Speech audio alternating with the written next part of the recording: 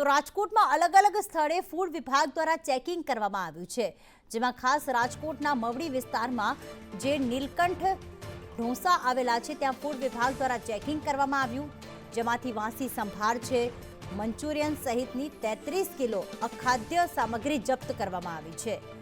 સાધુ વાસવાણી રોડ પર આસ્થા એન્ટરપ્રાઇઝમાં પણ તપાસ કરવામાં આવી છે। મયુર અમારી સાથે જોડાઈ ગયા છે। મયુર, કઈ કઈ જગ્યાએ તપાસ કરવામાં આવ્યું છે અને કઈ કઈ જગ્યાએથી અખાદ્ય સામગ્રી મળી આવી છે?